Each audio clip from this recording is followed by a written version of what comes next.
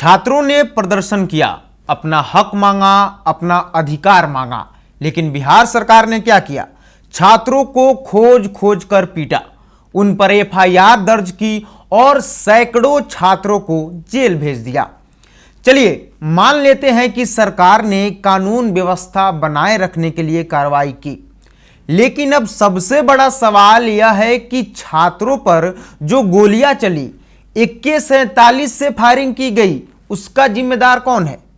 क्या सिर्फ एक सिपाही को सस्पेंड कर देने से पूरी कहानी खत्म हो जाती है? नहीं, असली कहानी यहीं से शुरू होती है।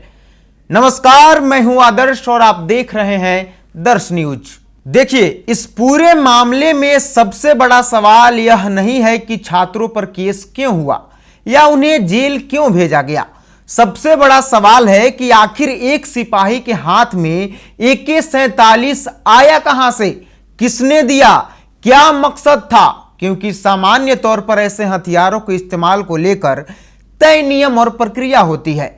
नियम यही कहता है कि किसी भी VIP के सुरक्षा में AK-47 नहीं रह सकता है।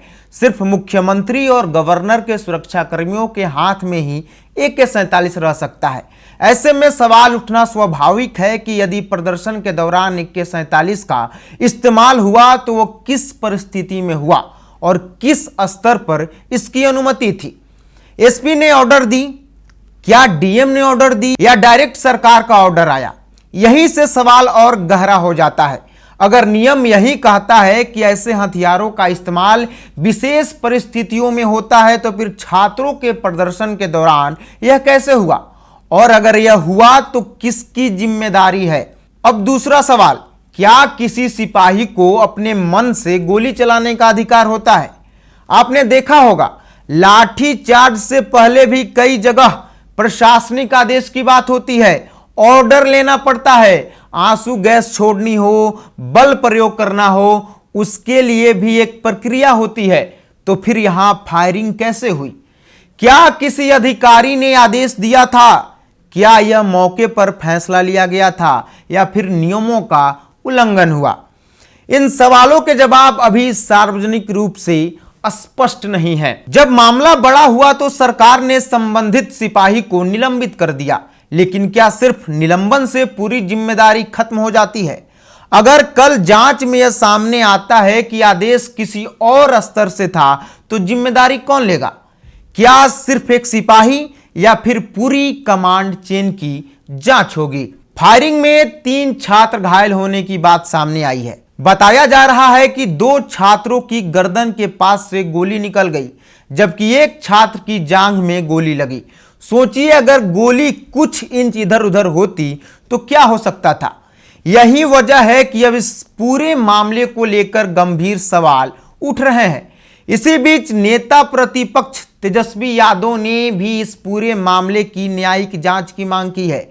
उनका कहना है कि अगर छात्रों पर गोली चली है तो सिर्फ निलंबन काफी नहीं है, पूरे मामले की निष्पक्ष जांच होनी चाहिए, ताकि यह पता चल सके कि गोली किसने चलाई, किसके आदेश पर चली और इसकी जिम्मेदारी आखिर किसकी है। सरकार का कहना है कि कानून व्यवस्था बनाए रखना पुलिस की जिम्मेदारी है और मामले में कार्रवाई की जा रही है, लेकिन छात्र के सीने पर गोली चलाना कहां की जिम्मेदारी है? विपक्ष का कहना है कि जब तक पूरी जांच नहीं होगी तब तक सच्चाई सामने नहीं आएगी।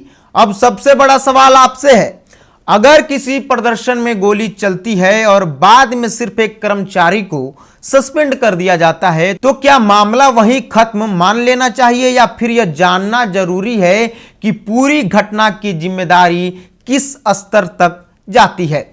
यही सवाल आज बिहार की राजनीति में सबसे ज्यादा चर्चा का विषय बना हुआ है। आपकी क्या राय है? क्या इस पूरे मामले की न्यायिक जांच होनी चाहिए? अपनी राय कमेंट में जरूर बताइए। देखते रहिए दर्श न्यूज।